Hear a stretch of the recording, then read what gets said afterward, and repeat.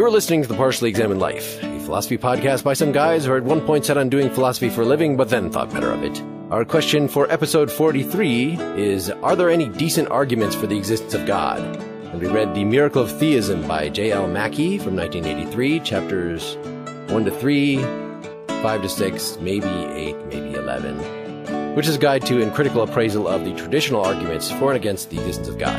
My name is Mark Linsenmeyer, existing in the necessarily perfect city of Madison, Wisconsin.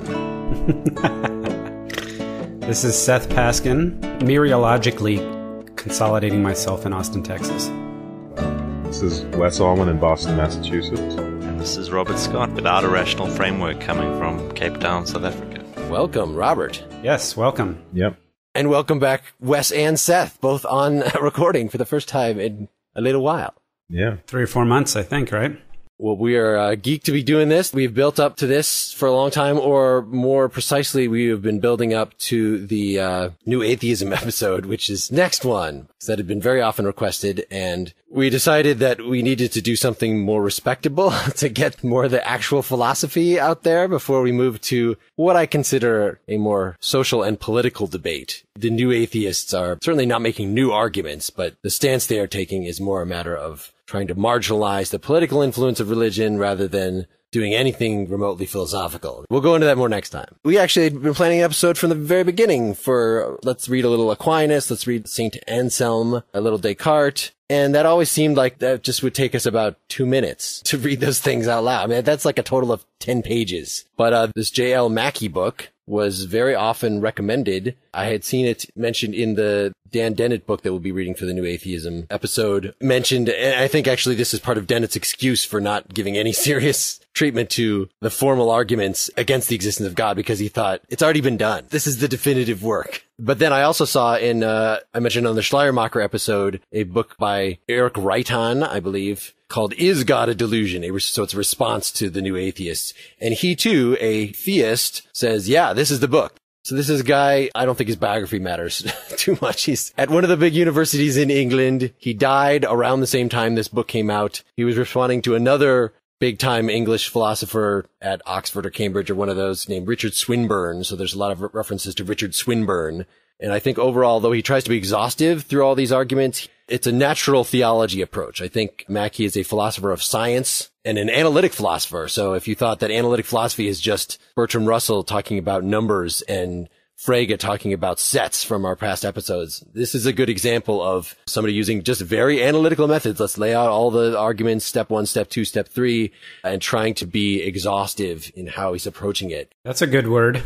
So you found the experience of reading this a little much? It was exhaustive. Exhausting. I found that it's a bit of a tough read at first. I think it's difficult to get back into cosmological and ontological and all of those things that you kind of have an idea of, but it's getting thrown back into the jargon of Philosophy 101. Yeah, well, we name-dropped those things a lot, and we thought it was time that we got serious about them. In fact, in the Schleiermacher episode, when I name-dropped them, I did it in such a hasty way that somebody accused Wes and me of not knowing the difference between the two, of not knowing what we were talking about at all. Which was nonsense. But now, for sure, since we've read this, we know hopefully what we're talking about. And I guess the challenge, though, with something this analytical and lengthy, that it just goes on and on about every one of these arguments, is getting enough of the sense of this communicated so we're not violating our ground rule to, just go read the book yourself. You'll get it. We have to get enough substance in there that something is conveyed. Perhaps you should mention what our ground rules are. Well, Robert, our token theist from South Africa, as a result of that same line of criticism to our Schleiermacher, I thought we should get somebody that at least would admit to being theist. I remember there's definitely a rule about no name dropping. Okay. Unfortunately, since this is like a secondary work that we're dealing with, there is kind of a lot of name dropping. Yeah, it's going to be hard to stick to that rule. It's certainly a rule that Mackie doesn't take too seriously. He name drops all over the place. But he cashes out. He says, here's an objection from Newman, or, from whoever. Here's an argument from this guy and this guy. I don't think he just says, and Nietzsche wouldn't have liked that either, and then moves on, Fair enough. Do you remember anything else? Yeah, we've got to be rigorous and exact in all we say, unless it would be more humorous not to. Well, there you go. And we're going to try to assume that our audience has not read, certainly has not read this book, but does not have a philosophy background. So I think some of the more interesting parts of this Mackey book are the arcana of the ontological and cosmological arguments, talking about necessary beings and contingency of the universe and things like that. So we'll try to decode all that enough to follow what we're talking about. Robert, tell the folks a little about why you're here, who you are, about your blog, etc. I am a commenter on the Partially Examined Life blog, and I have my own blog called outsideofeden.com, where I cover topics around spirituality, atheism, theism, pop culture, music, and I think I'm evidence that if you comment on other people's blogs, good things happen to you. Well, the fact that you were somebody who was evidently sympathetic to theistic positions, but was not mad at us, that was the key. It's a very small subset of the population. Yeah, commenting in and of itself is not a guarantee of good things happening. Humorously and constructively. Yeah. The comments have to be good comments. Yes. And plus I went to your blog and it was good. There were interesting things on it. So yeah, I try to cover, what would be the theology of a Simpsons episode or a Bruce Springsteen song. And while doing that, I seem to annoy people on both sides of the spectrum, both atheists and theists. So I consider that probably a sign that I'm doing something right. And I remember when we talked before, you were a bit skeptical about all these proofs yourself, right?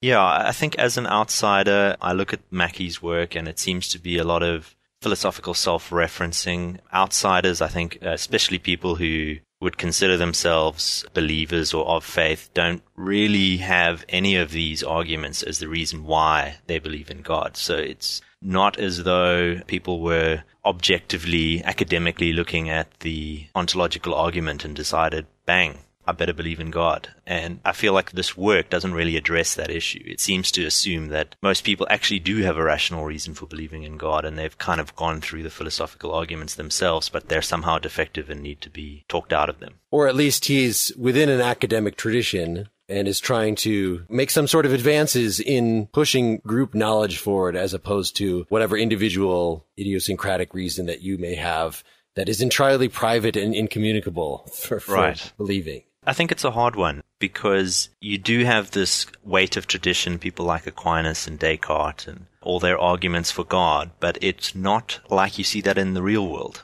Outside of the ivory towers of academia, people in church aren't exactly making all of the arguments, although some of them they are. So I think certainly the discussions around morality, what's the source of our sense of right and wrong, is maybe something you might hear in a church, but you're probably unlikely to hear the ontological argument in a church. Yes. Very unlikely. An important question is whether, whatever one's motivations for believing in God, whether one can do that rationally. So, for instance, since Kant and Hume, most people have accepted that the arguments for the existence of God fail in some way. And what Mackey here is doing is recounting some of that and refining them a little bit in some cases. But Kant himself thought that despite the fact that those arguments fail, one could still have practical reasons for believing in God, and then William James pragmatic reasons, which Mackey touches on briefly. But there's still a case to be made that one can have reasons to believe in God and rationally believe in God, even if one's fundamental motivations are simply faith, are not themselves rational. Here's a demonstrative argument, therefore I believe in God. And I think that's what you were getting at, Robert. Yeah, I agree. I think the one area where perhaps people at least seem to think that they have approached it rationally is the argument for design.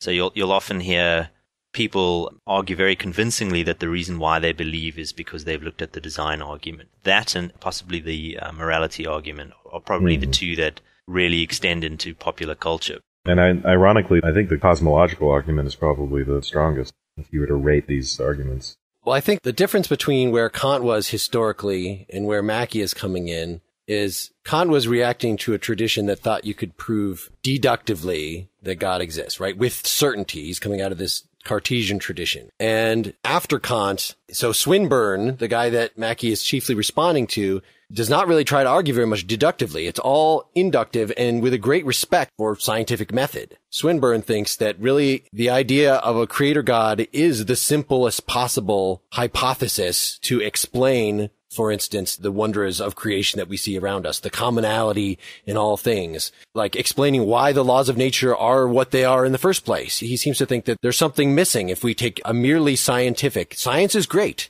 Science's explanations are right. He accepts the theory of evolution, Swinburne does, but says even given all that, there's something unsatisfying. There's something that still needs to be explained. This is a point of disagreement. Mackey is going to come down against him, but this is what he has in mind. So when we hit the cosmological argument, I mean, that's traditionally a deductive argument. You know, if everything for sure has a cause, there must be a first cause. Well, Swinburne has an inductive version of it. It's more likely than not. Right. Which is a much more modern, I think that made this book. What I really liked about Mackey is even when he spends a lot of time talking specifically about what Descartes said, what Thomas Aquinas said, but he tries to pull these arguments out of their original settings to some extent, because it's too easy if you're just reading, especially Kant, who's so filled with his own vocabulary, to try to pull it out of a Kantian context and see, is there anything, that your man on the street would find valuable about it? How can we rephrase, say, one of Descartes' arguments so it's detached from Descartes' whole project? Like, is it still useful in some other way? Any other initial impressions, or should we just jump to the first one? I think we should jump to the first one. Well, I thought we might want to start with his chapter 2. Mackey's chapter 1 is on Hume's argument against miracles, which we've at least mentioned in our past Hume epistemology episode. But chapter 2 is when he talks about Descartes' initial argument in his third meditation for the existence of God, which I think longtime listeners, that was our, episode number 2. And at the time we talked in depth about the first 2 meditations and then just got to meditation 3 and said, oh my God, he just has this horrible argument for the existence of God. It's so bad, I'm not even going to tell you what it is. And then dissolved in snickering. And that was kind of the end of it. So I feel like I owe the listeners 3 years later, whatever it is, some sort of more detailed account. And actually, contrary to my memory of this, Descartes is well known for having a version of the ontological argument, which is Anselm's old argument. And he does, but that's in meditation 5. In meditation 3 here, the one he actually does. So remember, Descartes has been arguing he's doubting everything and he wants to come up with something indubitable that will ground everything else. Well, the fact that he is thinking right now, that's indubitable. And from there, he gets this principle of whatever it is that I clearly and distinctly understand, that seems to be true. In the process of doing this, one of the steps is to show there's a God, just by examining the contents of his consciousness alone, the contents of his mind, his ideas. So in that sense, this first argument is a version of the ontological argument because it's going just from an idea to the being of God. Somebody else want to actually tell how we want to read it? Essentially, the argument is that ideas come from somewhere. If you think of a dog, it's because you've seen a dog, or even something like a unicorn, you've seen a horn and a horse. So you can put the two together and your ideas are based on a form of reality. But God is not quite as simple as that. You've never seen infinity or perfection in that sense. So it's almost as though God had to put it there. And one of the key pieces is because the idea, it's clearly and distinctly perceived. Correct. So it's not something that he can doubt or his senses might deceive him. He's got a clear perception of it, which counts as an authority for him. Right. For this purpose, it just, we don't have to give a whole definition of God. It's just an infinite being. Having the idea of an infinite being at all, it means that infinity itself is not a report, like you were saying, of something we've seen. He also, I think the other key point is that there are two sources that an idea could have. One of them is because we've actually seen or experienced the thing. The other is, well, maybe my own mind just came up with it itself. And he thinks that might be possible for lots of things. But for some reason, even if you think, and again, this is sort of leaving Descartes' project because he hadn't proved the existence of himself as a physical object or his brain or anything like this. But you might say, my brain is a physical object, and that has plenty of causal power to produce any sort of wispy idea that's going to flit across it. But in this case, the idea of infinity, well, my brain is not infinitely large. How could I have this idea of infinity at all, of an infinite being, without it coming from somewhere that's not my brain and not something I've seen, right? Yeah, Mackey, on page 36 and 37, he gives this nice little summary. He's paraphrasing Descartes. I have this remarkable concept of God, of an infinitely powerful and infinitely perfect being, creator and sustainer of the whole universe. The content of this concept cannot have been built up out of other mental contents, nor can it have been derived in any ordinary way from the perception of material things, or from my awareness of myself and of the operations of my mind. It is also quite different from the ideas of the various secondary qualities for which it is plausible to suppose that my own mind, in conjunction with my senses, is somehow responsible. From what source, then, can the content of this concept be derived? This must be an extramental entity which actually possesses the features of which this content includes representations. That is to say, an actually existing infinitely perfect being. And by secondary qualities, he's talking about, say, the qualitative feeling of something being read as arising from, say, the interaction of different wavelengths of light in our brain. So someone might argue that God is like a secondary quality. And by secondary qualities, like color, that maybe a lot of philosophers think there's not color actually in the world. Right. It's just something that we're reacting maybe to some interaction with the world, but our mind is making that up. There you go. So God is not just made up like a secondary quality based on some interaction between mind and world. And it's important to note that the point of this is to prove the existence of God, not the attributes of the idea. There's an idea of God as being infinite, omnipotent, and so on and so forth. And there's a step you have to take where you say that necessary existence is contained in that idea. It's like I don't want to use the term property because that's kind of an issue, but necessary existence is a necessary part of the idea of an infinite, omnipotent, omniscient God that Descartes has. The way you're phrasing it, I think shows exactly how close, even though this version in Meditation 3 is not technically the ontological argument, it slides very naturally to his version in number 5, which is the updated version of the classic proof from Saint Anselm. But in this version here, in number 3, like, it doesn't mention specifically that he has to have a necessary existence. It's just that infinity is so huge, somebody must have put it there. Yeah, one is making a sort of argument about causes. It's almost like a cross between the cosmological and ontological. You're saying God has to be there as the cause of the concept. Gotcha. Whereas Anselm's argument is more about logical consistency or a sort of analytic derivation from a concept. So the question is kind of, could you have an idea of infinity if there was no such thing? Could you get, by just adding numbers together or objects together, the idea of infinity or the idea of an absolute omnipotent God? Or would the idea require existence? Right. The idea of infinity must be caused by this actually infinite thing. Whereas one might argue, as Mackie does, that in fact we get this concept of infinity. It comes from an idea of a limit or something that's progressively increasing something, let's say, towards a limit. Yeah, well, I think Mackie also touches on the idea that this is quite similar to Plato's theory of forms. Not to start off by name dropping, but the idea of, I've never seen a straight line or a perfect circle in the world. My eyes have never seen it. I've only seen approximations of it. But I have a sense that it's real, so it must exist somewhere. And it's essentially a version of this argument that Descartes is using, that I've got this idea that I've never seen, and my ideas come from somewhere, so it must be real. Whereas the response to that is that this form is a negative or limiting notion of a perfectly straight line that you get at by the idea is that, well, this thing is straighter than another. It's not perfectly straight because it's a real thing in the world. But once you have the idea of something being straighter, you can gradually increase that towards a limit, and a limiting notion, that which nothing is straighter, is your form. But it doesn't have to exist because it can just be built up out of your common everyday experience. So you don't buy Plato's response to that, which is, how do we even see that one thing is a progression on another thing without having already in mind this limit to compare it to? How do we know that this line is straighter than that line if we didn't already have the notion of straight, which is really the notion of perfectly straight, which is the notion of an infinite? Yeah, I think that's an argument that Mackie doesn't deal with, right? Not that I notice. He just seems to give the answer that I usually give in these discussions about that, which is, no, I don't actually have a notion of infinity. It's all a negative notion, which is one that Descartes explicitly considers right there. So we're getting to a point, I think this is our first example, where something just seems obvious. Like, just seems obvious to him. He clearly and distinctly has a positive notion of infinity in his head, and yet others disagree. So we're just always going to agree to disagree? Like, what? I think the problem is that you can't experience infinity. It's not like you could ever look at a really large pile of coins and say, that's infinity. And I'm not sure how you get outside of Descartes' mind. I don't know how you take that idea out of Descartes' mind and be able to examine it in an objective way. I don't think you can get out of his head. Well, but we all share it. I mean, so Swinburne really thinks infinity is simple. So my references to Swinburne here, the books that Mackie is reacting to are like 3 different books from 1977 through 81, The Coherence of Theism, The Existence of God, Faith and Reason, mostly those 3.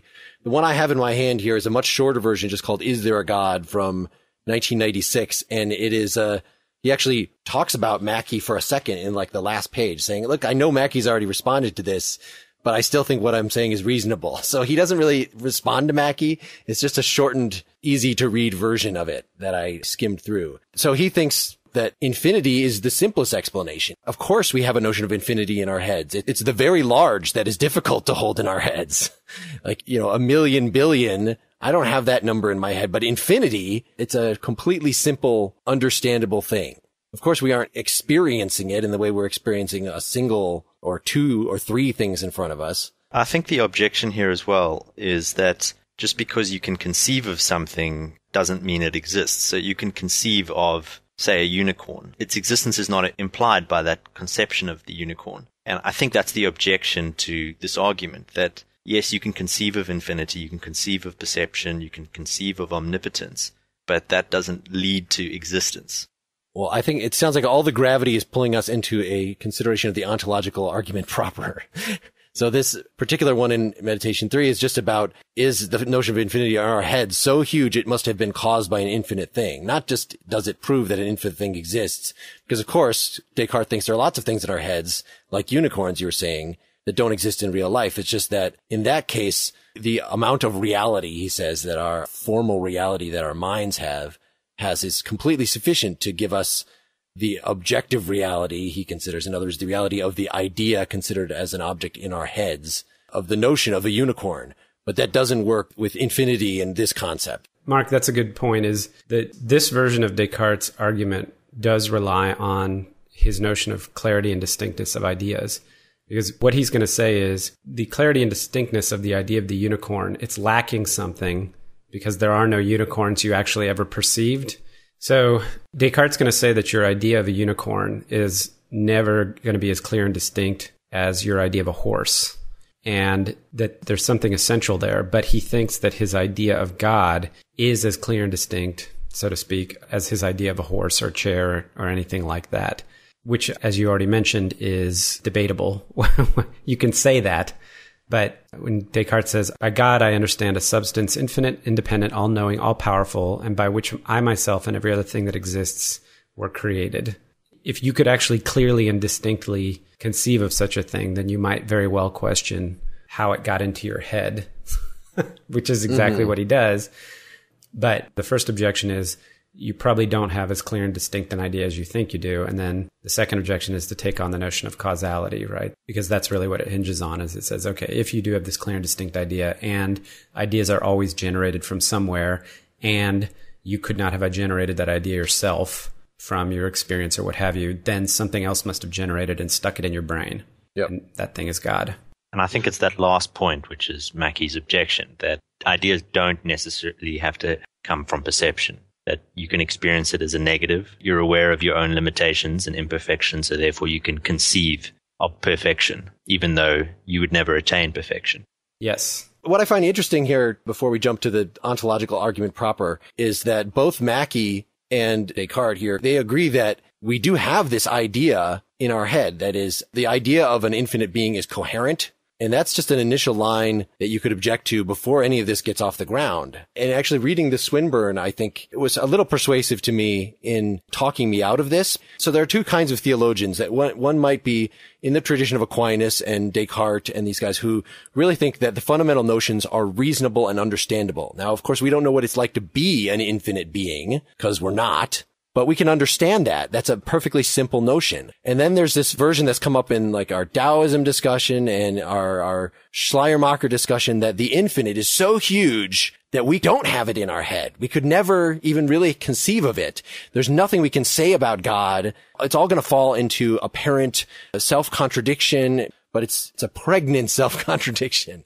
What is truly important can't be said. It's not something that reason can get a hold of. So I think about those medieval dilemmas like, can God create a rock bigger than he can lift? That you might just say that's like a Zen koan, that you just contemplate the divine and say, ultimately it's beyond human understanding and we shouldn't be making these rational arguments in the first place. But this is the other tradition. This is natural theology. So Swinburne just says, no, God can't make a rock bigger than he can lift. And that doesn't mean he's not omnipotent, but omnipotent is being able to do everything that there is to do. If something violates the law of logic, it is not a valid option for anyone to do, no matter how powerful they are. So, Swinburne himself, I don't want to go into the details on this, but he has to make some tough decisions, I think, and depart from maybe what your average theist would believe, even though he's a Catholic and trying to sort of represent the Thomas Aquinas traditional position. Like, he thinks that the notion of God outside of time doesn't make any sense to him. If God's an object, God exists in time. Well, God's a special kind of object that exists at all places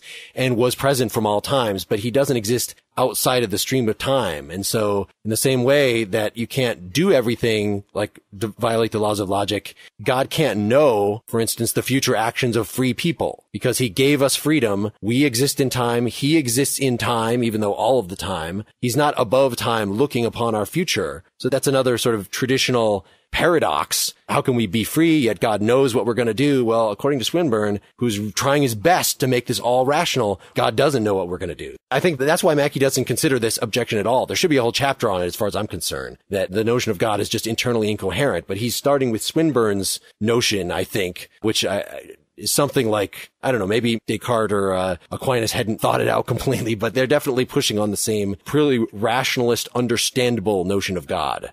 Can I make a reference to an earlier episode? I've done it 5 times already.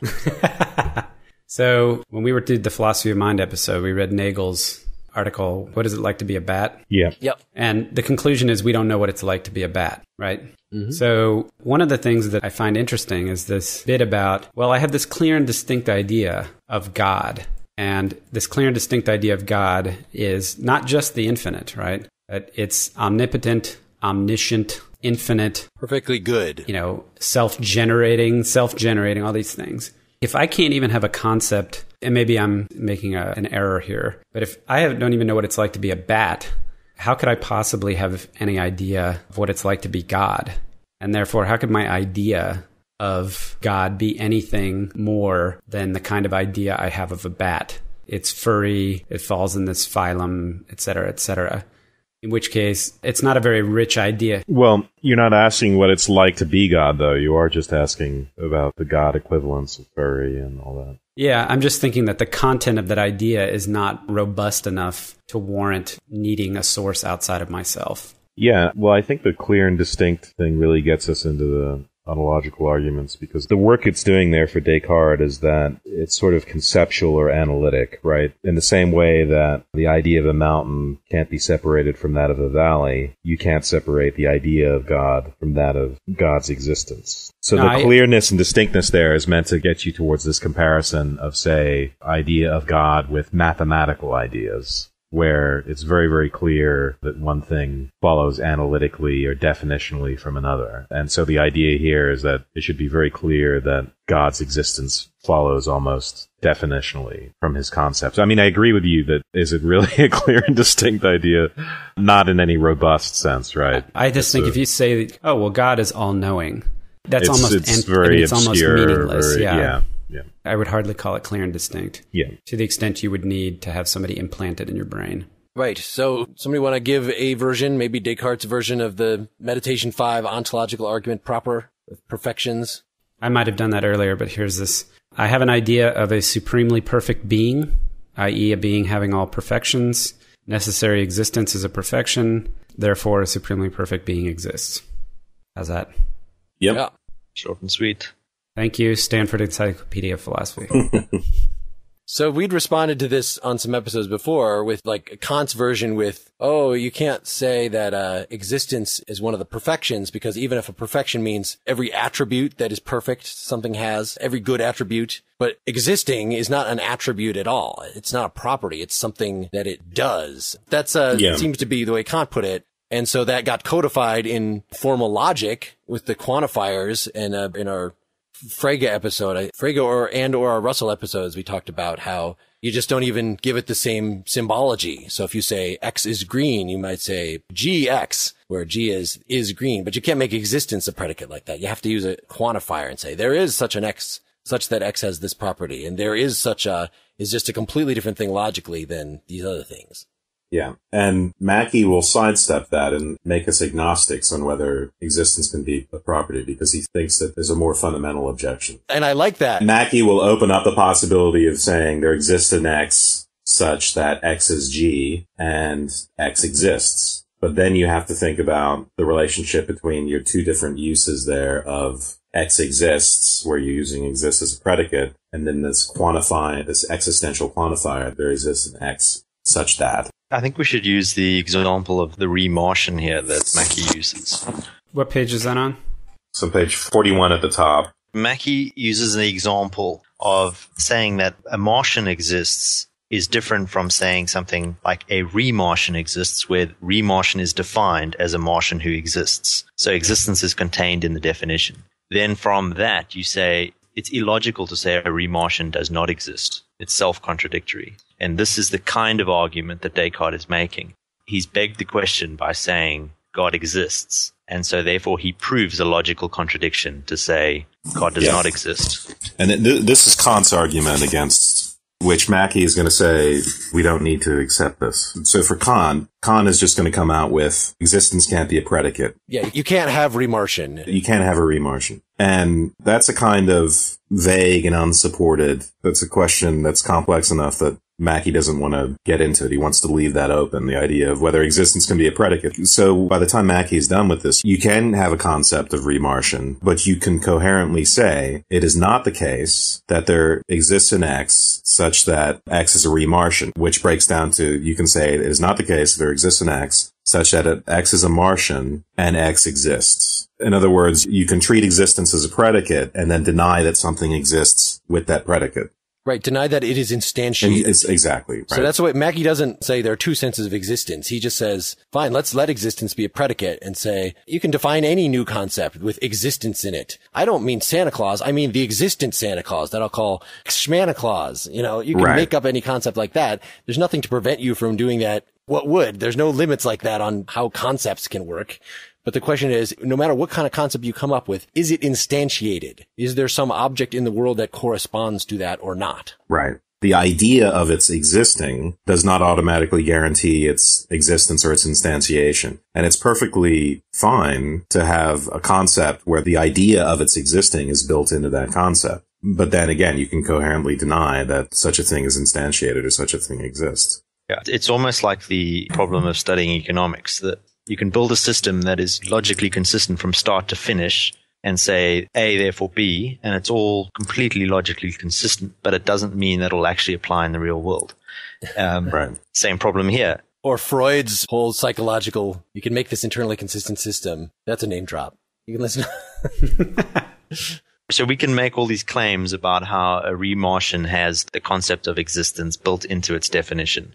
It's logically consistent to say a re-Martian exists, but it doesn't mean that in reality, in itself, there is such a thing as a re-Martian that you could touch. That's the problem. The objection is obvious, like that things that are in your head should not, the contents of your ideas should not indicate the contents of what's outside of your mind. But I mean, that's everybody people have not taken many philosophy classes or don't have the patience who are listening to this are just like, why are you dwelling on this? This is so obviously stupid.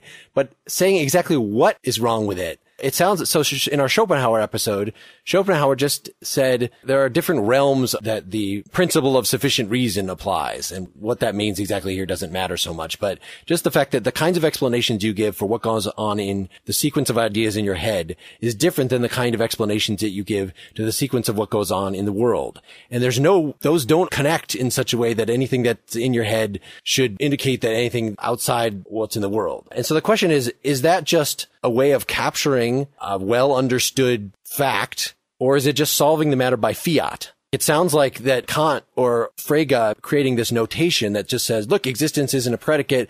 I've written it as a quantifier. It's not a predicate. That sounds like you're solving it by definition, that you're not really engaging. It's Schopenhauer's move, which I think reflects our common sense reply to this. Is that sufficient? Or have we hit another point that, that it seems reasonable to me that those things wouldn't interact. But it seems reasonable to me that they would. And we must agree to disagree. And there's something unanalyzable about what seems reasonable to us. That's what so much of this argument, of any of these arguments, come down to. I think the problem is that it's sort of, again, the radical Cartesian doubt that once you start to doubt everything outside of your experience, you can't actually reason your way out of your mind. I mean, Descartes argued that you could, but you actually can't reason from your own perception out to reality. There is no escape from radical doubt. I think that's essentially what Mackie dismisses all of these arguments as. Once you doubt your experiences, it's almost impossible to get back to the reality outside of your head. However well you think you can conceive of something, you'll never get to existence out of that. So you think that Mackie thinks that of all of the ontological proofs, including Anselm's? Yeah, I think Anselm is just a version of this. Which would be a way of saying there's no way to get to existence from concepts. You don't even need to go the radical doubt route. If your goal is to try to prove the existence of God from a concept through reason, quote unquote, pure reason, whatever, you'll just never get there because there's something fundamentally disconnected between concepts of things and the existence of things. Yeah, or as Mackie puts it, we must still go outside of the concept in order to ascribe existence to the object, even if the concept contains the idea of existence. Yeah, as paradoxical as that sounds. And I think it's easier to see that, you're right, Robert, in Descartes' thing, he's specifically in Cartesian doubt, he's doubted everything. How is he going to get outside that? In Anselm's, well, it's put a little differently. It's more considering the concept itself. Maybe this is a difference that's not a difference. I'm not sure yet. But it's considering God as, let's define him as a being than which nothing greater can be conceived. And so if you have in your head, the fool, he says, has this idea, he accepts the definition of God as a being which nothing greater can be conceived, but also thinks that this does not exist. Anselm would say to the fool, right, you've got this idea in your mind of something that there is nothing greater than that idea in your mind. And then the immediate follow-up is, once the fool agrees to that point, he's sort of in the trap. And Anselm says, right, well, wouldn't a God who actually exists be greater than the idea in your own mind? Therefore, God exists. Yeah. So how is that? Have we already given the response? What additional response is needed to that version over what we've already said? Well, it's the Remartian thing over again. The fool's judgment that this concept is not realized does not commit him into reading non-existence back into the content of that concept, which is what he would need to involve him in incoherence. You can allow existence as a predicate, and you can allow a concept to rope existence in, and then you are committed to, it is incoherent to say, for instance, the Remartian doesn't exist, which when you parse it out logically would be there exists an X such that X is a Remartian, and X does not exist. That's incoherent. But that doesn't rope you into, it is not the case that no Remartians exist. It is not the case that there exists an X such that X is a Remartian. That is not inconsistent with the Remartian, with the predicate of existence. I mean, it gets logically thorny there, but so basically the idea is that there's no incoherence. There's no incoherence in both allowing that which nothing greater can be conceived must have the predicate of existence, okay, but then also allowing that it's not instantiated, that one must always go outside of the concept for instantiation. And I think there's existential quantifier. I think there's an objection that Mackie raises, which is, I think, based on a monk whose name is escaping me now, who says you could apply the same reasoning to this concept of a perfect island. So you could say, I've got this concept in my mind of a perfect island. Well, wouldn't a perfect island that's actually out there be better than my concept? Therefore, the perfect island exists. But Anselm responds to that. Yeah, he says that there's a dissimilarity between the perfect island concept and the perfect God concept. Well, his argument would be that God is greater than this perfect island. So the perfect island isn't the most awesome thing ever conceived. So that means the perfect island doesn't have to exist? But correct. Comparing the different perfect islands, the existent one and the non-existent one, it still seems like it should work. Even if there's a non-island altogether that's more perfect, if it worked at all. This all gets addressed, by the way, on page 52. As soon as Anselm's proof became known, it was criticized by Guanilo, writing on behalf of the fool. He says, if Anselm's proof is valid, we could equally validly prove the existence somewhere in the ocean of the imaginary lost island that surpasses in its attractions all inhabited countries. For actually existing is an essential element in such superiority. I guess he tried to tap into the same greater than part of the idea. So in this case, what Guanilo is saying is, well, I have an idea of an island than which nothing greater can be conceived. Therefore, that island must exist. And Anselm has to go back and say there's a difference between... Well, it surpasses in its attractions all inhabited countries. Right. So it's a specific kind of perfection. A specific kind of perfection. Yeah. Right. And Anselm's response is that, and I'm looking at 53, the same page that you were just talking about, Seth. It's the very bottom paragraph that Mackey begins to describe it. But going on to 54, his reply to the Lost Island argument is that, whereas that island can be conceived not to exist, God, or being than which nothing greater can be conceived, cannot. And this would be a good reply, pointing to a real distinction, if Anselm were right in saying it is possible to conceive of being which cannot be conceived not to exist. In other words, the island depends on one perfection. It's about the attractions, right? Whereas God, we're talking about all perfections, all realities, and then which requires existence. Yeah, I mean, I don't find the Lost Island objection particularly convincing. Structurally, the argument has the same. You might say that the argument is logically sound but not valid. Is that the right? I'm afraid to talk about logic after I screwed up those posts so many years ago, last year. But having perfection in attractions and, let's say, natural features, like waterfalls and lakes and mountains and such, is not the same thing as having perfect being in the sense that St. Anselm is talking about God. So I don't find that a particularly convincing objection myself. Not that I believe Anselm's proof, but I just don't think that's a very robust objection. I think where Mackey talks about how Anselm is just subject to the same thing as Descartes, and he does that at the beginning of 52. He just says there's a close analogy between Anselm's and Descartes, and correspondingly between the vital criticism.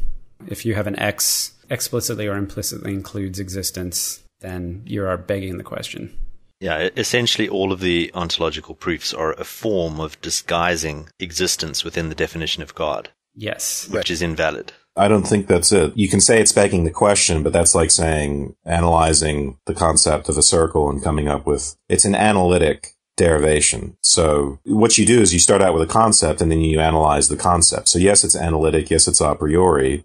And existence should fall out simply out of the concept. That doesn't imply begging the question as long as you agree on the concept. Critically, you have to agree to the idea that God has all perfections. And then you have to agree to the idea that existence is one of these perfections. There's some critical conceptual premises there. But once you've done that, you can go validly from God as that which is nothing greater can be conceived to the concept of God necessarily contains the predicate of existence. That's fine. But that doesn't get you to instantiation or to actual existence. And that's the critical part. You can't get off the piece of paper, basically. Yeah. Yes. You can get existence. That's very good. You can get existence on paper, but yeah, you can't go farther than that. When you started talking about him being a necessary being, that if God exists, that he has to exist. I mean, that seems like if God exists at all, then it couldn't have been just an accident that God exists. Like either God is the fundamental cause of all the universe and the thing underlying it, or he's not. It's not that, well, he is, but he might not have been. Right. So one of the variations off this, which just I only want to bring up because it's a contemporary line and it brought me back to our symbolic logic course. Modal logic? Modal logic, yes, which is just to say,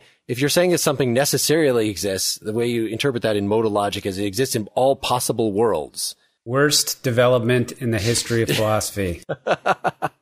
Well, and you could even take this example as a demonstration of how goofy it is or how complicated it has to get for it to make any sense because Plantinga. Yeah. Yes. So he's one of the names that comes up in terms of like the guys arguing against the new atheists. Plantinga is still active today. I'm sorry. Can I just read this? Well, go ahead and set your preface. And actually, Mackey throws out a little barb again, I know. I love it. That's what I want to read. You're going to read? Okay. Yeah. Plantinga is a fairly famous philosopher and well respected, and I guess helped to develop. Is that right, or did he just use? No, he's just using. He's just using modal logic. Yeah. So Plantinga put forward a proof using modal logic, but I just want to read this paragraph from Mackey. It says, some knowledge of Plantinga's argument and the general suggestion that modal logic may rescue philosophical theology from the criticisms of Hume and Kant and their empiricist or positivist successors has begun to leak out from purely philosophical discussions and to receive wider publicity. So perhaps Saint Alvin, that's Plantinga's first name, will eventually take his place beside Saint Anselm. At least he should have no difficulty in meeting the miracle working requirement for canonization after the success that he has achieved in subverting, as Hume would say, all the principles of the understanding of so many intelligent readers. Bang. Smackdown. Yeah, I love it. So the quick version of his argument is just, if God exists, then he necessarily exists. and it's possible that God exists. So to translate that in modologic terms, right, as far as we know, God could exist or could not exist. So that means it's possible God exists. That means God does exist in at least one possible world, right? Maybe not this one. We don't know. But that means he necessarily exists in that possible world. Exactly. Which means he necessarily exists in all possible worlds. Including this one. So, yeah. But it is a misuse of modal logic because it relies on this idea of world index properties. Should we try and explain this? Do we want to get into this? Okay. No. There's a version of this that's listed on the Stanford site that we might be able to say it without getting into all the nonsense. Yeah, that's good.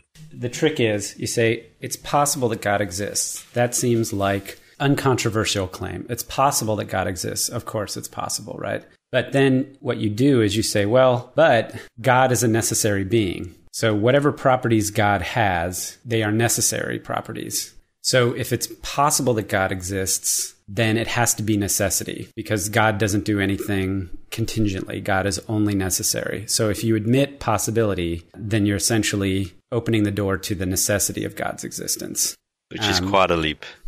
Yes. Well, and it was explained to us in the logic class that at least Wes and I had together that you can see how this doesn't work because it should also work the opposite way. It's possible God doesn't exist. And it seems like if God doesn't exist, he necessarily doesn't exist. So, Plantinga that brings that up as well, to his credit, as Mackie says. So. Yes, he merely thinks it's more reasonable. So one of those things has to be true. One of the arguments has to go forward. And he thinks inductively a reasonable person would lean in favor of the positive one. And I don't know if I remember why he says that. Mackie doesn't agree. He thinks there's absolutely no way of deciding between the two, right?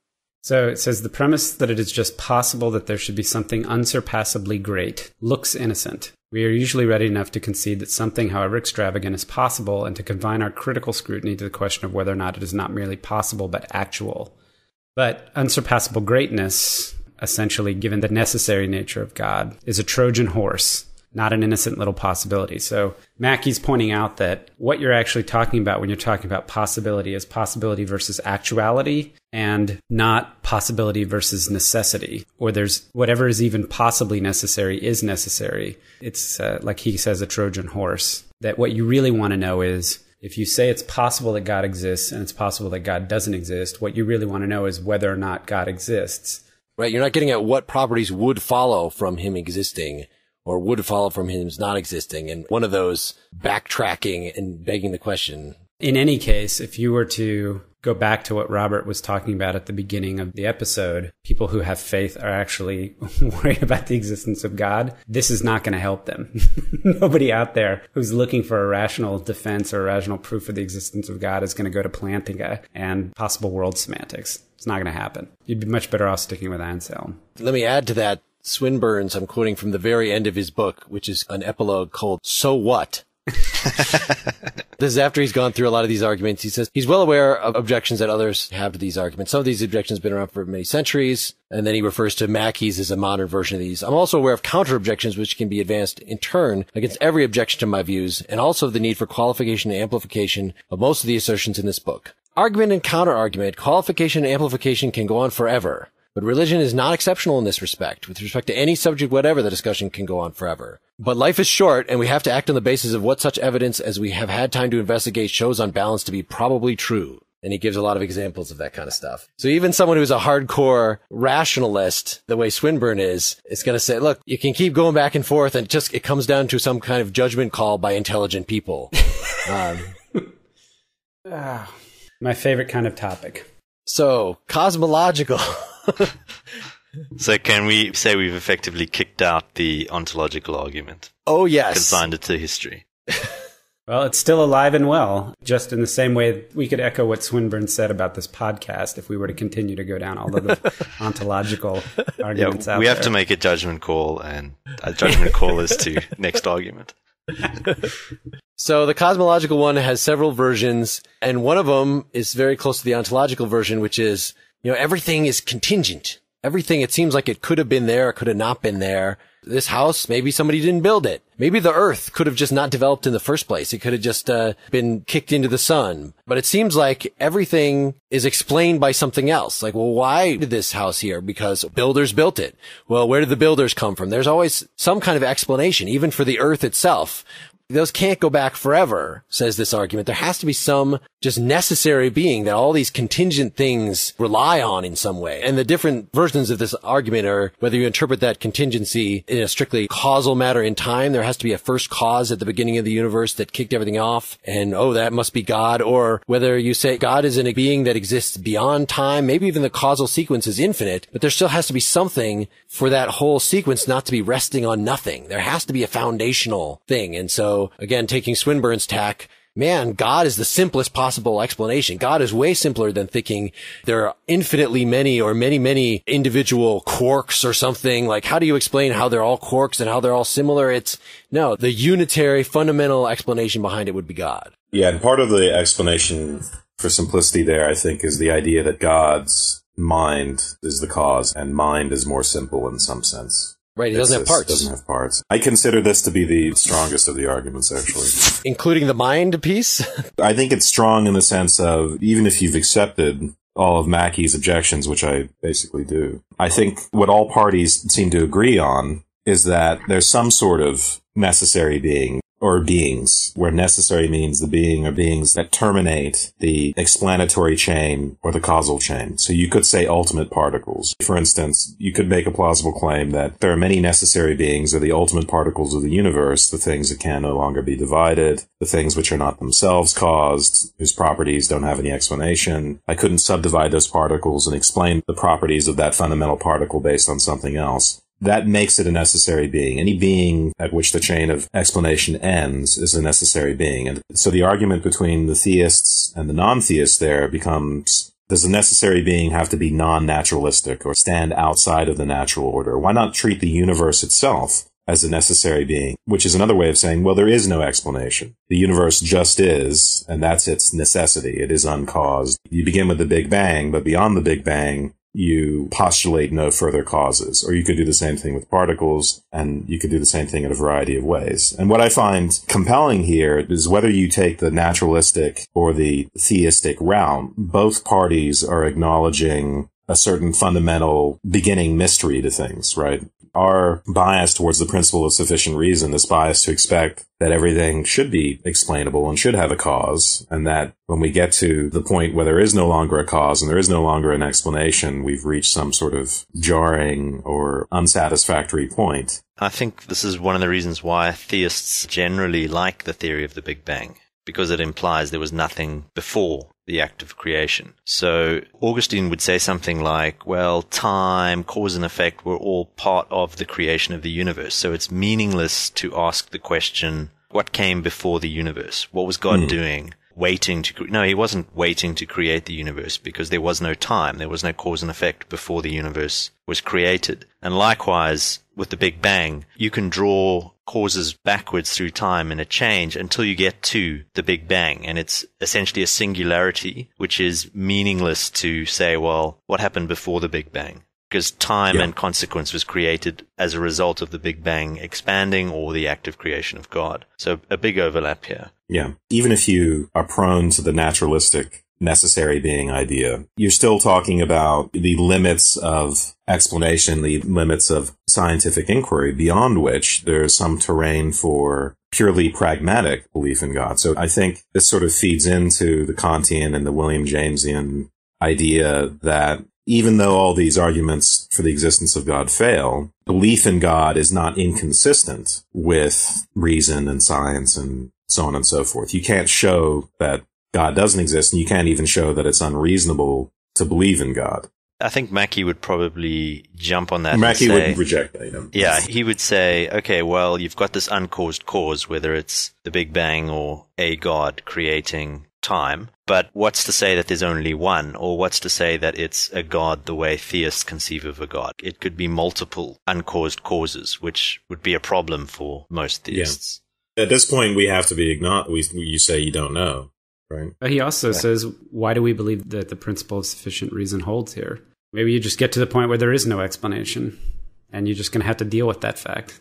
Right, you have to stop somewhere, so why stop at God as opposed to a unified self-subsistent nature Right. or a, fundamental pot of material stuff. In either case, you're still stopping at a necessary being or beings. You can call them, again, ultimate particles or the universe as a whole. You can say that's the necessary being that has no further explanation, and all explanation occurs within that realm. The very idea of explanation only makes sense within that realm. Mackey's argument is there, well, we accept the principle of sufficient reason all the way up to this point, and then we cut ourselves off from it. No, what he's saying is that you can. He's saying we don't, which is why you find yourself in a position where you have to postulate something that explains why. When you get to the last chain, if you're on this regressive, backwards looking, there was this that caused this, that made this, that made this, and you get to the point where you can't figure out what that last thing is, this inherent need we have to find a reason for why things happen will then make you postulate, well, there must be something that caused this thing. But he says, actually, maybe nothing did cause this. And we don't need to see that as unsatisfactory. Well, look, our two alternatives are this idea of a self-causing thing, God, which is also a kind of mystery, the idea of self-causing. Mm-hmm. But the idea of something being causeless is just as mysterious. I don't think we have many good grounds for choosing one over the other. And so what I'm saying is that the common ground here between the naturalist and the theist is more important than the disagreement. Because what they agree on is that you reach some terminus to the explanatory chain, the necessary being, and you can call it God or say, no, it's purely natural. Or you're Spinoza. And kind of identify the two, yeah. Right, so that nobody understands what you are. But in either case, right, the fact that this domain of explanation has come to an end at a certain point, I think makes room for purely pragmatic, in the Jamesian sense, motivations for what you're going to believe. You're not constrained to be an atheist. You're not constrained to be a theist, unless Kant is right about practical reason and blah, blah, blah. But you're not constrained to be an atheist either. For me, that's the more interesting question here. Not whether you can prove the existence of God, but whether it's possible to be a believer reasonably, whether there's just so much evidence for against it that you'd have to be irrational to be a believer. And I think theologians like this idea of the questions undecided, because it seems like it would be a better relationship with God if it's one of choice rather than one of requiring a massive intellect to figure out that God's actually there. There's a choice to have a relationship or to act on faith, as opposed to being compelled by rational evidence, which then sort of says, okay, well, smart people will figure this out and dumb people won't figure this out. And that's kind of a problem for theology. Essentially, it's a problem with all rational arguments for God, is that it takes away this idea of whether it's having a relationship with God or whether it is an idea of judgment. How could you have a judgment day that is contingent upon someone being able to figure out this Anselm proof or a cosmological proof? You get an F. To hell with you. Exactly. Literally. That's a good point, Robert, and it makes me think of what Mark just said about Spinoza and Wes about naturalistic. It's like part of what you want to accomplish in proving the existence of God is not just proving the existence of something necessary, but proving the existence of something that's worth worshiping or doing whatever it is, the work that God is supposed to do for you. Because I think we want more out of our concept of God than just creation. We can come up with creation on our own, I think, ultimately, as Wes suggested, there's kind of a naturalistic explanation, but that doesn't get you to sacrifice for your sins, morality, love. It doesn't get you much of anything. I mean, so you don't get, I should look after the poor and orphans from the cosmological argument. No. There's a version of this in Aristotle who's certainly not, his work was taken up by Thomas Aquinas and lots of religious folks. The unmoved mover argument. Aristotle totally prefigured Christ. What are you talking about? Should I read a little bit of Thomas Aquinas on this? They're very short. So he has in his Summa Theologica, Question to the Existence of God, Article 3, Whether God Exists, he says, the existence of God can be proved in 5 ways. 1 through 3 are all versions of the cosmological argument. Number 1 is about movement specifically. If something is moving, something else should have pushed it. Therefore, there must be an original pusher. Well, once you know physics and have the idea of like kinetic and potential energy and things like that, that becomes much less interesting. So the number 2 and 3, I think, are the ones that are still alive and addressed here. The second way is from the nature of the efficient cause. efficient cause being the thing that did the immediate causing, not like the beginning of the universe was the ultimate cause or something, but no, the efficient cause, the one right before it. So from the nature of the efficient cause, in the world of sense, we find that there is an order of efficient causes. There is no case known, neither is it indeed possible, in which a thing is found to be the efficient cause of itself. For so it would be prior to itself, which is impossible. Now, in efficient cause, it is not possible to go on to infinity because in all efficient causes following in order, the first is the cause of the intermediate cause, and the intermediate is the cause of the ultimate cause, whether the intermediate cause be several or only one. Now, to take away the cause is to take away the effect. Therefore, if there be no first cause among efficient causes, there will be no ultimate nor any intermediate cause. Okay, so let's stop there. So it's kind of like a chain, that what is happening now is hanging on the end of a chain. If the beginning of the chain wasn't there, the whole chain would fall down. You wouldn't have a chain. And I think it's interesting that this same thing is used in Buddhism for exactly the opposite reason. Like, there is nothing underneath. Therefore, the whole thing is illusory. But the way he ends it here, but if in efficient causes it is possible to go on to infinity, there will be no first efficient cause, neither will there be an ultimate effect, nor any intermediate efficient causes, all of which is plainly false. Therefore, it is necessary to admit a first efficient cause to which everyone gives the name of God. Yeah. There's the question again, the different versions of it. Is this causation in time or outside of time? And this version is like the movement is in time. He says specifically something can't cause itself because then it would have to be temporally prior to itself. Whereas you don't have to. You could even accept, according to ones Mackey considers, that there's an infinite chain of causality, and maybe we have to look at the third way to see why that would be a problem. Should I read that to get it over with? Sure. Because everybody wants to hear more Thomas Aquinas. The third way is taking from possibility and necessity and runs thus. We find in nature things that are possible to be and to not be, since they are found to be generated and to corrupt, and consequently they are possible to be and to not be. But it is impossible for these always to exist, for that which is possible not to be at some time is not. Right? Everything is born, everything dies. Therefore, if everything is possible to not be, then at one time there could have been nothing in existence. Now, if this were true, even now there would be nothing in existence, because that which does not exist only begins to exist by something already existing. Right? If everything is born and everything dies, then at some point there was nothing. But then nothing would have started in the first place. So this is actually a version of the temporal one as well. Or maybe put another way is that you can't get something from nothing unless there's some force that's not subject to any of the common sense rules of causality that kickstarts the process. Yeah, I think the acausal way is, if you're more generally thinking about that necessary versus contingent, that somehow all of the fleeting things in the Heraclitean stream, name drop, it's just an intellectual necessity that they have to have something basic that they're resting upon, or else they wouldn't exist at all. So there has to be a necessary being. It's harder to understand if you interpret it without thinking of it as this thing was temporally at the beginning, but the way Swinburne thinks of it, not only that God temporally started things off, but he sustains, and he obviously didn't make this up. This is old school Catholic doctrine. God sustains everything that exists from every moment. I mean, it's like you even need an explanation for inertia. Wow, this pencil is here, and now it's still here, and now it's still here. Why is it still there?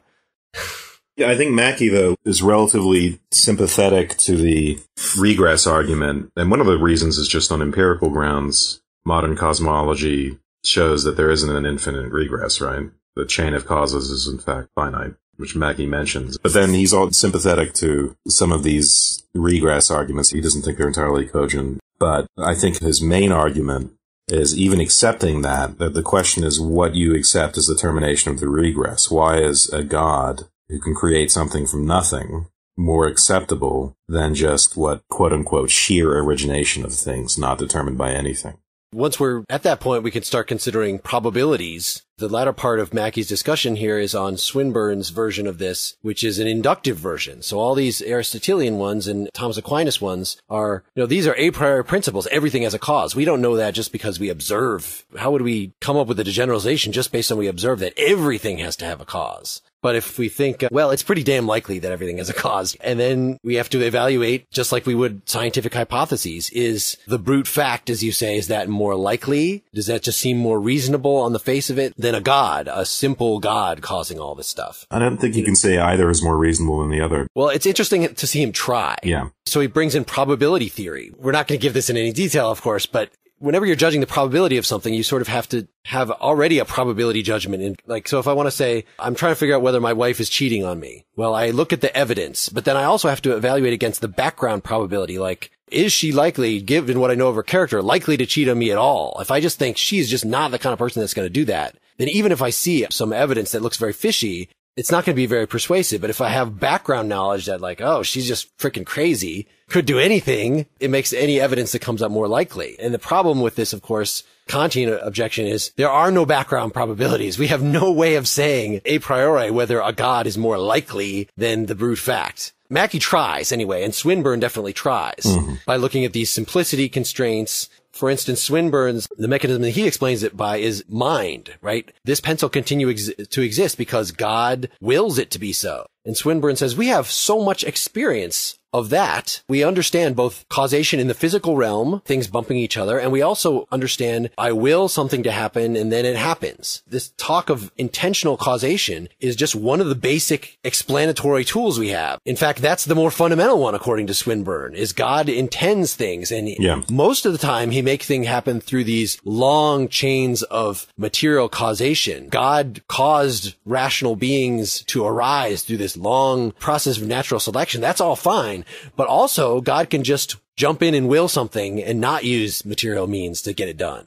That's a way, too, of getting towards an idea of a self-caused causer. Because if God were just another material thing, then we would still be inclined to ask what caused him. Or even if we thought about his mind in empirical psychological terms, well, we'd have to ask what dynamics led God to make a certain decision. So the idea of free will and God's will is a way to say, well, look, here's an appealing end to the chain of causality, because this will is a case where you can get at something that's itself uncaused, but does the causing. That's an argument for saying, no, don't stop at the brute fact, which is unsatisfactory because it's itself uncaused. Let's find something which has the nature of being self-causing, and then you have to go for will. Will is your best candidate for a self-causing cause. We experience it all the time. We understand freedom of the will, so we can understand to that extent how God chooses to do stuff. Of course, just like our understanding of the infinite, it's a very empty kind of understanding. We still don't know what it's like to be God, but there's something analogous that we can point to. So there's a place in here where Mackey quotes Swinburne. It's on page 98. There is quite a chance that if there is a God, he will make something of the finitude and complexity of a universe. It is very unlikely that a universe would exist uncaused, but rather more likely that God would exist uncaused. The existence of the universe is strange and puzzling. It can be made comprehensible if we suppose that it is brought about by God. This supposition postulates a simpler beginning of explanation than does the supposition of an uncaused universe, and that is grounds for believing the former supposition to be true. Now, this just strikes me as completely ludicrous. It sounds to me like what you would expect if we found cave drawing philosophy. It makes more sense that thunder is a god. That is, I mean, thunder has a beard. No, it doesn't sound so ludicrous to me. It's so much a projection of like our own view of the world and the way in which we function in it onto a deity that it just, to me, I have no truck. It's like disrespectful. See, I don't think it's compelling, but I see the rationale behind it, which is, first of all, the uncaused universe isn't such a great circumstance to find oneself in anyway, right? It's sort of a offense to reason. Something came from nothing without any cause. Here it is. An offense to reason. Yeah.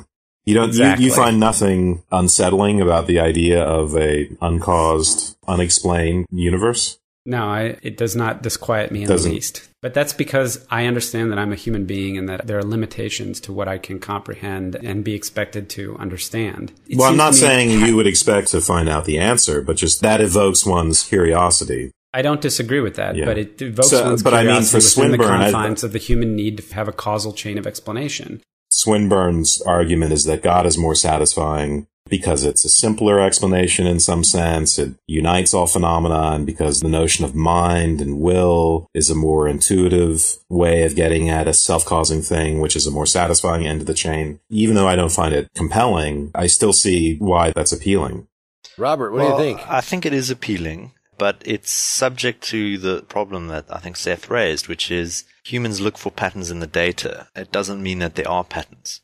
We could say, oh, look at this. I think the simplest explanation is the best explanation, but that doesn't make it true. But does it give us a reason to believe it? There's definitely a reason to believe it. I mean, I don't think it's completely irrational to say, are we here because of God designed the universe the way it is, or it's a uncaused event that's completely random. I choose to believe that it's God, and I have a basis for doing that because I think it's more likely. I don't think that's a completely irrational position. It's subject to the problem that doesn't necessarily make it true. But I think you could apply that critique to any argument, right? That's a very general... Any inductive argument, yeah. Seems like you're still... When you have in mind arguments for the existence of God, you have in mind this model of deductive arguments that compel you. And the whole advance here with Swinburne and Mackey is, well, okay, we're not going to get those, but is there anything left? Can you still have these inductive arguments that are... They're not just, well, we have no idea whether there's a God or not, and so we just have to make a choice or leave. No, we have reason. There's reason involved. And the reason is not just, a calculation about your internal soul. It's a calculation about the matter at hand. Yeah, you can imagine that you're at this precipice of there's sort of a particle that is uncaused, which causes the entire creation, or you could take one leap further to God and say that God initiated this particle or singularity which created the universe. Now, the problem that I have is two people can look at that and reach two different conclusions. So yes, it's consistent for one person to say, yeah, God is the more logical explanation and the simplest explanation. But just as easily, another person could say, no, it's not convincing or compelling that God would have to do this. And I don't see how you get beyond that. Well, let me add one additional thing, which is you could say that if you have a purely mechanistic explanation, then not only is it one particle kicking things off, but it's also the laws of nature themselves. How does the kicking off work? And you have to give some sort of explanation for, say, many, many quarks. Like, why are all those quarks similar? Why do they behave in the same way or something? And Swinburne thinks that it's simpler. Like, who dictates the laws of nature? That it's, we can understand the laws of nature better to understand them as the realized intentions of some mind than we can that they're just more and more just brute facts, because you can't reduce all laws of nature to one. Even though if you have one particle kicking things off, so that looks simple, you don't have one law of nature somehow giving birth to everything else. There's always going to be multiplicity that needs to be consolidated somehow in a perfect explanation. I think the atheist objection, which is a fair objection, is, well, maybe the laws of nature didn't have to unfold the way they have in this universe. And maybe there have been millions, if not billions, of uncaused causes which created universes. We're talking about universe. Yeah, okay. As in created everything. spaces. It would be all the cosmos. Right. The multiverse. You're getting so into if there Star are Trek multiple now. universes in the physics sense of universe, then our use of universe would include all of those. So. Okay, so what is the word for one universe within many? Possible world. Sure. Okay, so if we say that there's a possible world or another world that was created, but it didn't have gravity or didn't have cause and effect, well, life would never have advanced to the point where there'd be someone asking the question, how did I get here? So perhaps it has happened over and over and over, but this world is the one where the laws of nature were so aligned that it got to a point where a mind could ask, how did I get here? That implies it's one out of many, many. And I think that's a fair objection. I think Mackey himself doesn't like that objection, does he? The idea of multiple universes is kind of a controversial thing in physics. It's not a well-accepted... Yeah, even a hypothetical one. You could see that if you didn't have the laws of nature the way they are here, we wouldn't be here to ask the question. Does that mean that the universe was designed with people in mind to ask the question? No, I don't think so. It just means that I think the question wouldn't come up if we were in a different kind of a universe. Where does Mackey talk about all that? It's actually in the argument from design part. Yeah, so this, you're pointing out a good similarity. This idea that supposing that there is a God is more satisfactory because it's simpler and all that, you can make that same jump without even going through any of the cosmological work. Somebody who would say, I experience the world as violent and terrible, and I'm constantly enduring hardship and suffering, and it makes me feel better. It is more satisfactory to me to believe that there's a God that's putting me through this for a particular reason. Let's call it an afterlife. And so I choose to believe that there's an order and a reason to my experience on this earth. And that would just be talking about revealed religion. It has nothing to do with cosmology, but it's the exact same move and it's just as valid. it's not about what makes me feel better. In this case, it's about what's more likely, what's a more likely inductive generalization based on the evidence. Use the word satisfactory.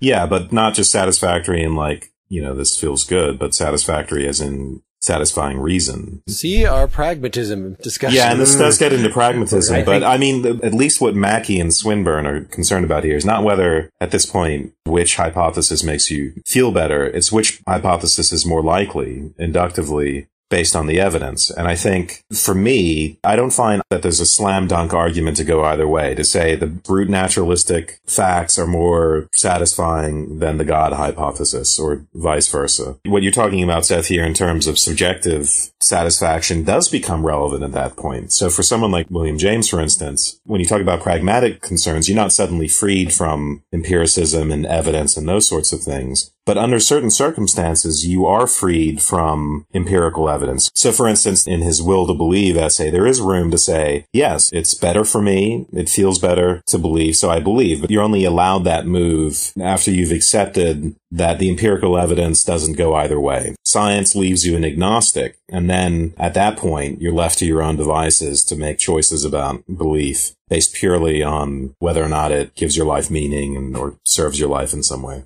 Let me just give Mackey's response to the Swinburne point so we can at least get off that one, which is, while Swinburne finds it intuitively more likely to have a designer, Mackey thinks actually the analogy doesn't seem to hold very well, that we don't have any experience of just willing something and it just happens with no mechanism involved. So far from that being having an initial likelihood because it's so simple, that's freaking bizarre. Like, no, everything that happens through some mechanism. So having the ultimate explanation of everything is God just wills it and it is so is not something we even understand, let alone that we would say is antecedently likely before we're... Well, the argument there, though, is that the way willing feels to us subjectively is that it feels uncaused. So we understand it in that sense, even though on the empirical level we know that there's always mechanism. And that's what you were objecting to, Seth, right? As cave paintings, that's our own ignorance about our own feelings. Well, yeah, I think in part I have an issue with the anthropomorphization, if you will, of God in all of this. It is tied in very closely with views of free will. Of course, if you're a materialist and think that our decisions, what seem to us as free decisions, are really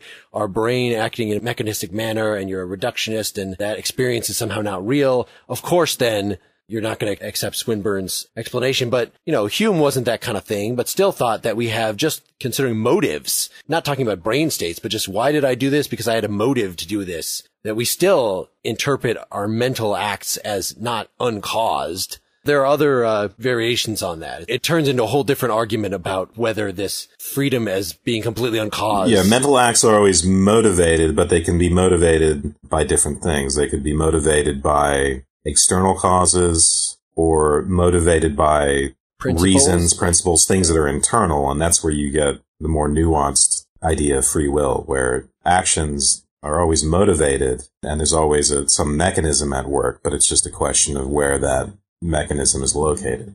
I'd suggest we get to the last main category.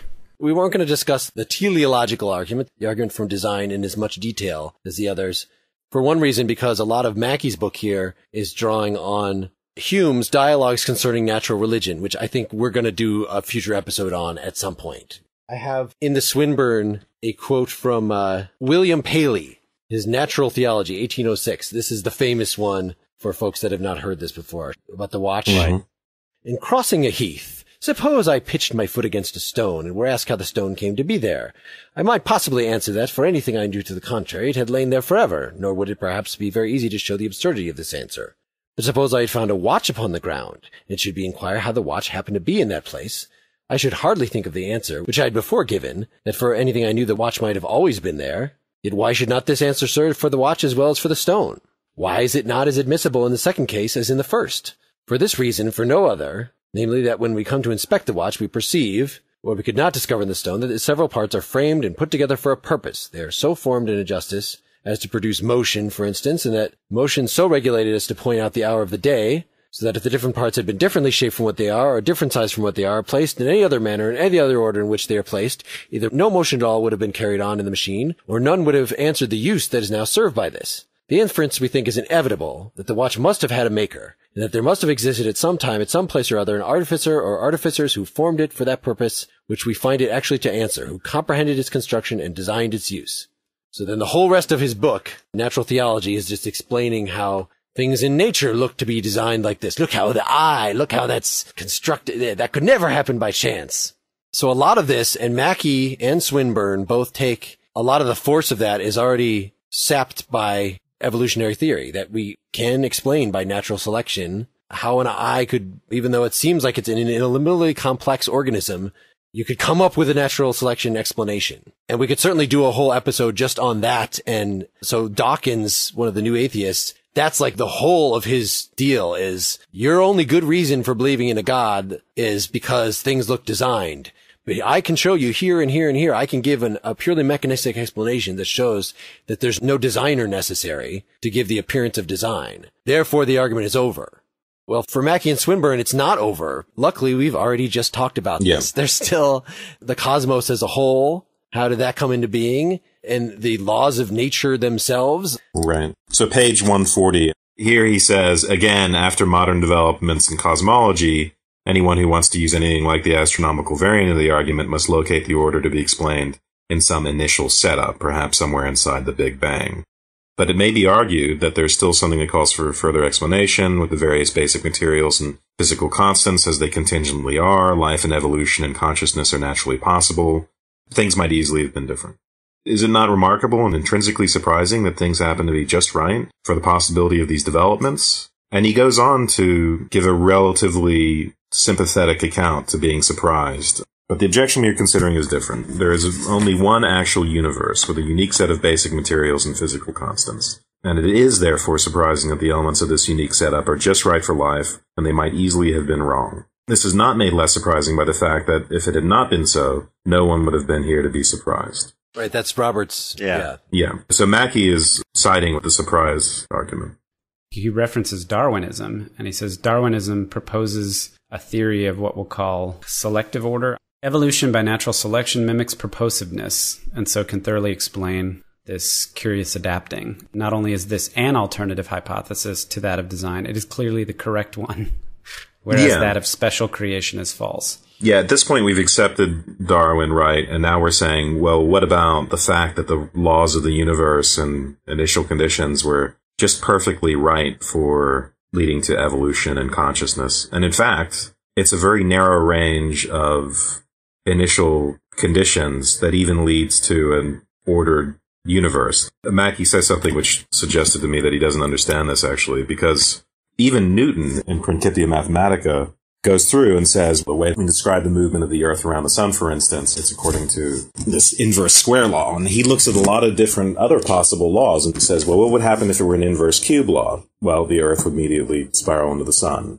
What about this? What about that? Or what if it were just a one-to-one proportion? That doesn't work either. Newton was also a theologian, so he has this interest in examining all these different other possibilities and showing that you wouldn't even have a functioning universe. You would never get circular motion. You would never get any of these things which form the basis of regularity and constancy and things persisting in their existence. You simply couldn't get them except based on one very specific set of laws. So that's the argument here, is that there's a very narrow range of laws and principles that would lead to the kind of ordered universe, much less a universe in which natural selection is possible and consciousness and things like that. So that's the updated design argument, where you've accepted Darwin and gone to a different level. So I see on page 149 here in the Mackey, he gives in this discussion some sort of follow-up, a reiteration of what I had said he had replied to Swinburne's notion about the cosmological argument. He says, contrary to what Swinburne says, the postulate of a divine mind, if given enough content to raise the probability of there being pervasive regularities, right? In other words, the law of nature being all quarks acting the same, all that stuff. In particular, if we assign to this mind the power to create a universe from nothing and to put into it and maintain in it pervasive regularities by unmediated fulfillments of intention, right, through his will alone, is far from simple. The introduction of this category of immediate intention fulfillment is at variance with what we really know about our own intentional actions and conforms only to an illusory, oversimplified, naive understanding of them. For this reason, it is unlikely in the extreme in relation to our background knowledge. Or we can look at the issue more generally. If the theistic hypothesis is not the utterly vague postulate that there exists that which would account for temporal order, the God that it introduces must be something of a specific sort with specific ways of working. If these are in time, then the problem of temporal order has been relocated. If they are outside of time, then we have an even more obscure and antecedently unlikely supposition than that of immediate intention fulfillment. In comparison with these unlikelihoods, the supposition that there simply is a temporal order as an ultimate, not further explainable brute fact is much more probable. So there you go. That, for me, isn't a slam dunk. I accept the objection, but I could never make a decision between the theistic and the non-theistic based on Swinburne versus Mackey. Well, Dawkins really runs with that, too, that you can't say that something is responsible for all this complexity and all this stuff, and yet it is itself ultimately simple. That's not how causality works. But in either case, we're dealing with something that's explanatorily unsatisfactory. Explanation means finding causes, and if you say the causal chain has come to an end, you've reached a explanatorily unsatisfactory end. And then the theistic hypothesis, which tries to circumvent that, has its own problems as well. I don't see how you say either is actually satisfactory. In either case, you've reached this termination of the causal chain, which means a termination of the explanatory chain, which means you essentially come to say it's inexplicable. Which hypothesis of inexplicability is preferable? Exactly, yeah. Which ultimately just comes down to a choice that satisfies your psychological state, which is the point I was trying to make earlier. Yeah, I think you're right, yeah. I mean, once you got into that point, yeah. I just like the fact that now that we've gone through this analysis, that it looks like the force of the teleological argument here goes back to the cosmological argument. Mm-hmm. His last paragraph here on 149, as with the form of the argument based on spatial order, these objections can be avoided only by going back to the supposedly a priori principle that a God is self-explanatory, whereas everything else is in need of further explanation. But to make this move is to revert to the core of the intendedly demonstrative forms of the cosmological argument, whose weaknesses have already been exposed earlier. I conclude the argument for design cannot be revived. So, to really accept the argument from design, you have to accept the cosmological argument. And then we already saw, at least an argument by Kant, that the cosmological argument is reducible to the ontological argument. Mackey rejects that, right? He doesn't like that, but there's a connection. The form of the cosmological argument that's talking about a necessary being. Yeah. Certainly we're still using the same words. Maybe part of being a necessary being is not, as the ontological says, to exist necessarily, but it's all sort of packed into the same intuition. The naturalist doesn't reject the existence of necessary being or beings, right? The naturalist accepts a necessary being because it's the brute naturalistic fact that becomes a necessary being. But it's just not that everyone calls God. Yeah. And this we call God. Yeah. What the necessary being is the necessary being natural or divine? I had referred back in our Spinoza discussions to Karen Armstrong's The Case for God, which looked to me like, oh, this is somebody who's responding to the new atheists. But she is more in favor of, like Schleiermacher, this apophatic religion. This God is too big to fit in our head. The statements about God are not true or false because they defy human understanding. A mystic, essentially. Right. Mm. Whereas Swinburne is the opposite of that. And it's like all these are trying to push Swinburne. What you're saying there, Wes, is to try to push Swinburne as well as the atheists into some sort of mysticism. There's always something unexplainable, and we just dwell with that. Yeah. And I think that Karen Armstrong kind of view is gaining popularity. So this idea that does God exist? I mean, what does existence mean? God's an object subject to the laws of the universe? Well, no, clearly not. God doesn't exist in that sense. So aren't the atheist and the theist, in a sense, the same? That's kind of this mysterious, mythic conception of God, and something not really addressed in Mackey. Well, he addresses it, but he just has no tolerance for it at all. He's just like, if you're thinking that what I believe is, it cannot be spoken, well, that's because it's incoherent. So stuff like what we were saying with the Schleiermacher, that you should interpret religious doctrines as not actually stating facts. They're just sort of shorthand ways of expressing an attitude. And he doesn't mention Schleiermacher in particular, but he has some other people that he has in mind. It's all just mind tricks on ourselves, Mackey would say. This is no part of philosophy at all. Well, but I think this is a good sort of point where you get the crossover between rational and irrational systems. So if we go back to the Taoism podcast that was quite a while back, the Tao Te Ching has this notion that the Tao cannot be spoken. You can't put it into words. And essentially, this is a tradition that many people have, and it's unclear whether you can actually rationally think about. Can you subject these things to empirical tests? Not really. It needs to be experienced, not reasoned to. Exactly. And I think also the concept of putting things into words is inherently limiting. I think the Taoist or the person who believes God is bigger than existence or bigger than reason, that the moment that you start to use words to describe it, you're by definition limiting God. In that sense, then you would say that that activity is not philosophical. Correct. It's not a philosophical rational inquiry, which maybe is why Mackie has so much contempt for it. I remember in one of the New Atheists, I don't actually remember which one it was, that some of these apophatic systems that are described, the author was saying like, I don't even know where I fall in this because you're not clear enough about what doctrine you're putting forward. Maybe I'm a theist according to this weird abstract doctrine of theism that cannot say anything about God because you haven't given me anything to actually evaluate. Well, yeah, that's exactly it. You get the idea of someone who doesn't believe in God but practices this religion, but isn't making a definitive claim that there is no God. They're not saying that there is a God. It's beyond. It's full of those Buddhist one-hand clapping, that kind of thing. Yeah, you could say it's ridiculous, or you could say it's just, it doesn't lend itself to a rational discussion about it. Things just are, they're unknowable. I'm not sure what there is to say about it if you're trying to take a logical approach to it.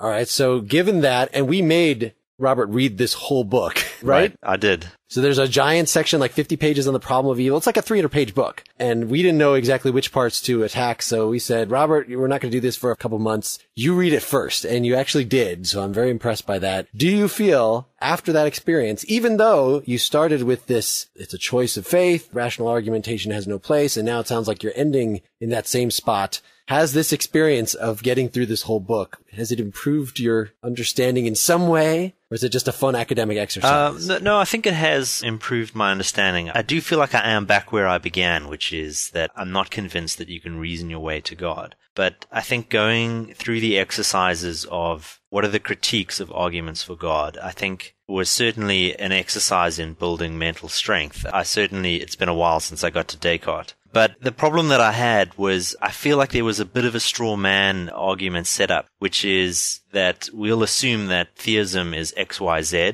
and that everyone who believes it has rational arguments for it, and then we're going to attack those rational arguments. Therefore, atheism is the most logical conclusion. And that's, I think, something that is missing in this discussion. By analogy, it's a bit like saying I'm going to attack the whole tradition of Christmas by proving that Santa Claus doesn't exist. People experience Christmas, they get excited about it, they engage in it. And someone coming along and saying, well, actually there's no Santa Claus, and gives us definitive proof of why Santa Claus can't possibly deliver all the presents on Christmas Eve. Forgot the spoiler alert. Sorry, spoiler alert if there are any 6-year-olds listening to this show. But it essentially misses the point of Christmas. Christmas is not about a literal belief in Santa Claus. And I think for many people, religion is the same, that they live religion as a way of life. And in that experience, they go through phases of believing in God, not believing in God, thinking the question's irrelevant, becoming skeptics on it, not becoming skeptics on it. But religion serves a different purpose. And I think this is touched on a little in chapter 11, Belief Without Reason, but I don't think it's given a proper weight. Yeah, I think what we're doing here is more religious metaphysics. I mean, I know Mackie is trying to address the question of whether or not it's rational to believe in God, but that's really not the largest part of his enterprise. When I say rationally believe in God, I mean, the question is whether belief in God is consistent with being a naturalist or being reasonable in general, whether or not the evidence is simply so slam dunk against God, it's silly to, the question is whether it's silly to believe in God, I think. One of the big debates in epistemology of religion surrounds evidentialism and the question of what counts as evidence for God or evidence against. If the evidence is overwhelmingly against the existence of a God, I think that is a problem for belief, no matter how wedded you are to the concept of faith. But if all the evidence goes against your faith, I think there's a real problem. Right. Any other closing thoughts? So I would echo what Robert said, is that it's not clear that if you go down this path and you say, all right, I can't find any rational argument for the existence of God, therefore my response to that is to not believe in God. The one thing doesn't follow from the other. You could say, if I have no way of rationally getting an argument for the existence of God, then it's possible that there is another way of acquiring the knowledge or the belief in the existence of God that isn't through reason. That's the possibility that people who want to argue against being theistic don't want to accept, because there's not as much room for debate there. But I also think that this is something that seems to be a not unique, but it certainly seems to be much more sort of Western and much more Christian. You don't see as many attempts, or at least there weren't as many famous attempts to go through a rational proof for the existence of God in, say, Buddhism, Hinduism, Shinto. He mentions in the book, Mackie does, about there are some Islamic proofs for the existence of God that inspired some of the medievals. But it does, to me, seem to be something that's of a concern to, I'll be charitable and say monotheistic religions, but also specifically Christianity. And we've talked about this before in other podcasts about this kind of my characterization of philosophy as fetishizing the truth and absolutes, that this seems to me yet another endeavor. And it makes me think about whether the subject matter is appropriate for the methodology. For example, should we apply scientific method to sociology or anthropology or psychology or economics for that matter? Is economics a science? And so the question of the existence of God, is that a suitable subject for rational philosophical approach? If we say ironically that the answer is no, it's curious that there's so many of these Western analytic philosophers going after it. And I find that that's just kind of interesting. But I would not base my decision on the belief in the existence of God on anything like any of the approaches that we have taken. I'd completely agree with you. But it's fun. Yeah. Maybe I'm just feeling the pragmatist gushiness or something, but it seems like we tend to try to find reasons for believing things, right?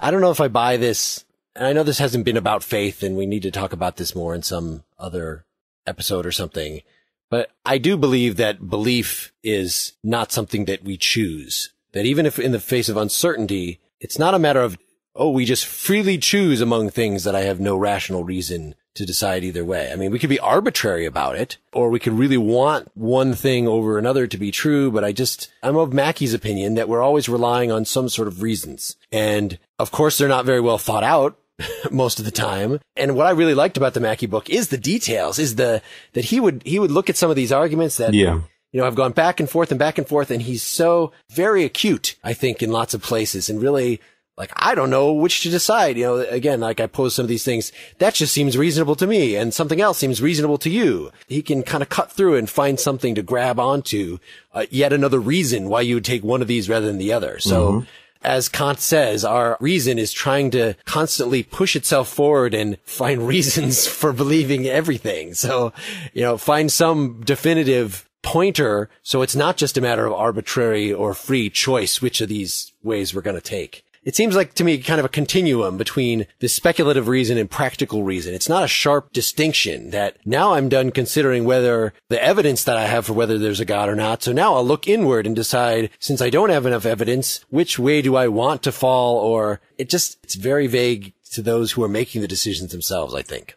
Yeah. I think maybe just a touch on Kierkegaard here is this idea, the primacy of commitment, that it requires this infinite interest in the question of does God exist to actually get to God. It's not a question of reasoning your way. So maybe an analogy might be two people can discuss love in a room, but until you actually love someone, you don't get anywhere near at what love is. And Kierkegaard's point would be that you can't have a rational discussion from a priori principles and get to the truth of God. That it actually requires sort of being pushed to a point where you are actually willing to engage. And that's something that's not addressed. Well, it's addressed, but it's dismissed summarily. Not addressed fairly. Sympathetic to Kierkegaard at all, yeah. I think as Mark mentioned, though, these two paths can be intimately related. So going through reasons for and against the existence of God can be purgative, and can make room, to use the Kantian idea, they can make room for faith. So I think theology and looking at this stuff rationally can actually play an important part in whether or not, not many people are going to do it, but it can play an important part in faith. And going through the arguments and coming out sort of at the rational level and agnostic, but then saying, well, now prudential concerns take over because purely rational evidence leaves me undecided either way, and I'm entitled to make a purely prudential decision. That's one important relationship. For me, if I thought there were overwhelming evidence against belief in God or for atheism, then I would be an atheist. I couldn't go from that to, faith overrides that. That wouldn't work for me. And likewise, if I thought there were overwhelming evidence for God, I would be religious. But as it is, I'm not convinced that there's a slam dunk evidence either way. I think what's gained from an exercise like this is to rid yourself of poor reasoning. You know, I think the argument for design is one that people can often fall into. So they would say, oh, look at this. I'm not choosing to believe in God because I want to. It makes sense. And I think at first glance, when someone presents the watch scenario to you and says, you know, hey, here's a watch, you wouldn't think it was a random event. It's quite appealing, but you've got to go through the exercise and see the flaws in the argument. And I think it makes for having more integrity and essentially a stronger mind to go through these exercises, even though there is a sense in which you're not going to reach ultimate knowledge. That's okay. Well, Robert, I know that you wanted to talk about the moral argument that we didn't get to, although we've touched on that in our Kant episodes, and some other approaches you find in the existentialist tradition or wherever that might be more fruitful than some of the ones we've spent hours dwelling on here. So I'm hoping I can convince you to do a blog post or two to help fill in our readers. Sure. So folks can go to partiallyexaminedlife.com. Look for that. Look for other things that we'll post it as follow-up. Next time, Dylan will be back with us, and we will talk about the new atheist. So if you want to read along with us, read the first 2 chapters of Sam Harris's The End of Faith. The last 3 chapters of Christopher Hitchens' God is Not Great. Chapter 4, primarily from Richard Dawkins' The God Delusion. Chapter 3 is where he actually goes through these same arguments. And just by way of contrast to Mackie, how not careful he is might be amusing to you. And then chapter 8 is the meat of Dan Dennett's Breaking the Spell. So thanks, everybody, and good night. Good night. Good night. Good night. Lord, I believe in subtlety, in stating things with strict exactitude, and attention to the nuance of how dumb I feel. For instance, don't say ouch, say I perceive a tension in my left chest there, and its proximate cause was when you rip the hair out, leaving me lopsided and mildly less bushy and spiritually gushy. Cause I'm not sure why you did it, though I could list 300 reasons. Here goes. Number 1, no, I believe in subtlety. I believe in sounding off at nothing when it really didn't matter what exactly got me going in the first place. I believe in a few basic truths, none of which I could possibly do justice to now. Lord, I believe, I believe, I believe, I believe. Lord, I believe in long, hard work, as long as it's obsessive and completely self-invented and I'm welcome. Like stalking George Burns or writing songs. I believe in bullshit, if bullshit is funny, which it is.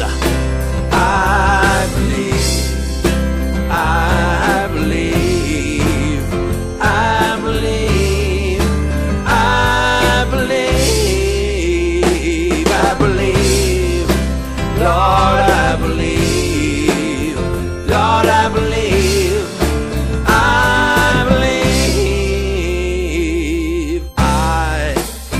I believe if you hate enough and you vent enough, then everyone you meet will just adore you.